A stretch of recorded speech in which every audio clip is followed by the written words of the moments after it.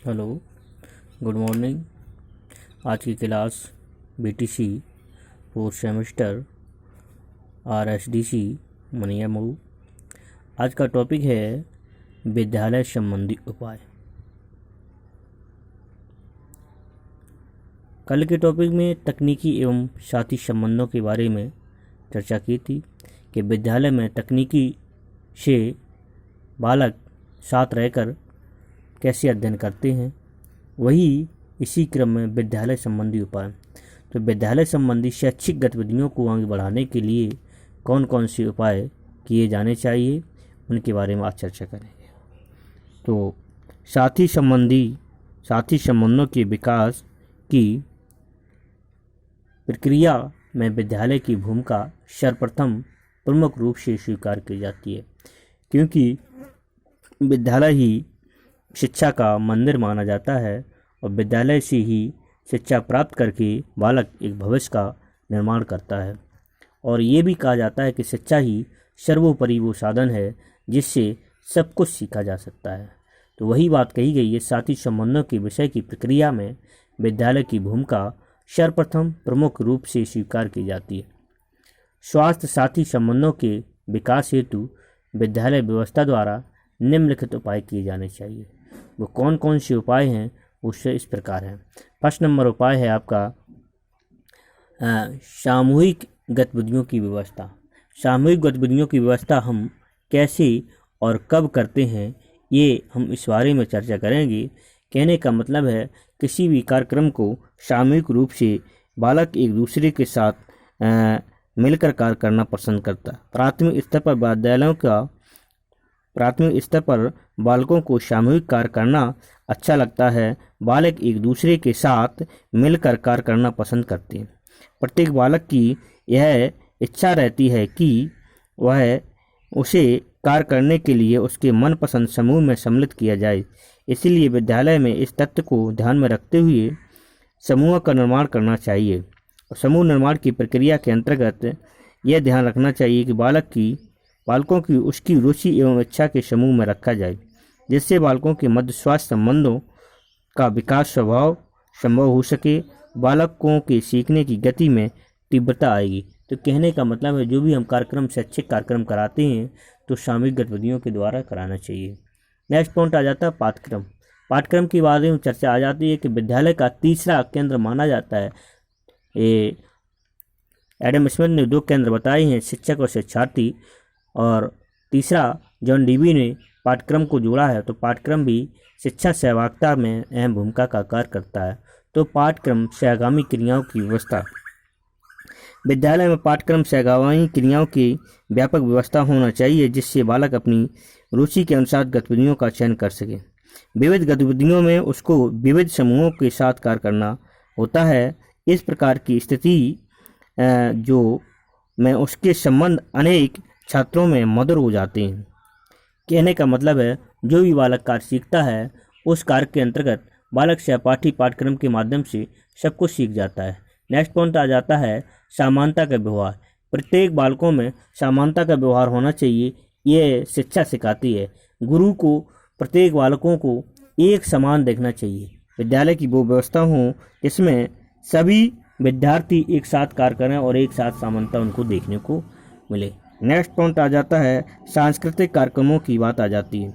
तो सांस्कृतिक कार्यक्रम का आयोजन तभी हो सकता है जब बालक एक साथ कार्यक्रम का आयोजन करें। विद्यालय में समय समय पर सांस्कृतिक कार्यक्रमों का आयोजन करना चाहिए। इन सांस्कृतिक कार्यक्रमों का उत्तरदायित्व भी छात्रों को दिया जाना चाहिए। इसके लिए बालकों के समूह में जो भी गतिविधियां होती हैं उनको भी ध्यान में रखा जाना चाहिए।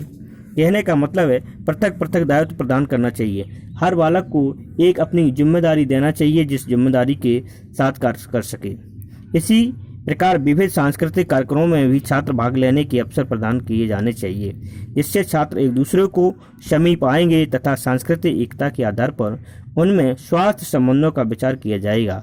कहने का मतलब है जो भी सांस्कृतिक कार्यक्रम हम कराते हैं बालकों को एक दूसरे के साथ विचार विमर्श करना चाहिए, जिससे बालक आसानी से सीख सकें और अपने कार्य को उत्तेजित रूप से कर सकें। नेक्स्ट पॉइंट आ जाती है आपका साप्ताहिक बाल सभा। सप्ताह में एक बार बाल सभा होनी चाहिए। हर विद्यालय का दायित्व बनता है कि जो बाल सभा छात्रों में कराना चाहिए, जिससे बालकों में तर्क शक्ति का विकास बढ़ेगा और बोलने की क्षमता का भी विकास बढ़ेगा। बालक एक दूसरे के सामने एक अपना प्रेजेंटेशन प्रस्तुत करेंगे, जिसमें छोटी छोटी कहानियों के माध्यम से जो भी बालक बोलना चाहता है उनके माध्यम से। तो बाल सभा विद्यालय में बहुत ज़्यादा करानी चाहिए। शैक्षिक मेलों का आयोजन और कार्यक्रम में शैक्षिक विद्यालयों की में ये योजना बनानी जानी चाहिए कि शैक्षिक कार्यक्रम मेलों का भी आयोजन किया जाना चाहिए, जिसमें छात्रों को प्रोजेक्ट बनाकर या उनके चार्ट पोस्टर इत्यादि बनाकर एक शैक्षिक कार्यक्रम रखा जाए। जैसे एक छोटा सा 5-14 नवंबर जो बाल दिवस के रूप में मनाया जाता है और शिक्षक दिवस के रूप में मनाया जाता है, इनको शैक्षिक मेलों के रूप में मनाया जाना चाहिए। नेक्स्ट पॉइंट आ जाता है राष्ट्रीय पर्वों पर विशेष कार्यक्रम। जो हमारे राष्ट्रीय पर्व होते हैं 15 अगस्त, 26 जनवरी और 2 अक्टूबर, इस पर विशेष कार्यक्रम रखा जाना चाहिए, जिससे बालकों में शैक्षिक क्षमता बढ़ती है और बौद्धिक विकास भी बढ़ता है और अपने देश के प्रति मान सम्मान की भावना भी जागृत होती है। राष्ट्रीय पर्वों को विद्यालय में धूमधाम से मनाया जाना चाहिए। इस दिन बालकों से विशेष कार्यक्रम संपन्न कराए जाते हैं। सभी बालकों के अपने समूह के साथ संपन्न कर सकते हैं, जैसे देशभक्ति के से संबंधित नाटक इत्यादि कार्यक्रम करना चाहिए। नेक्स्ट पॉइंट आ जाता है आत्म अनुशासन। अनुशासन बालक तभी सीख सकता है जब कॉलेज का अनुशासन अच्छा हो। इसलिए कॉलेज के अनुशासन के साथ साथ आत्मनुशासन भी होना चाहिए। किताब की भाषा कहती है कि बालकों में आत्मनुशासन की भावना का विकास करना चाहिए, जिससे बालक द्वारा किए जाने वाले सभी प्रयास उद्देश्यनिष्ठ होंगे और किसी को भी हानि पहुंचाने वाले नहीं होंगे। इसी क्रम में मित्र वर्ग का उद्देश्य भी सभी के लिए विकास एवं सहयोग के लिए होगा। अनुशासित बालकों के मित्र भी अनुशासित होते हैं।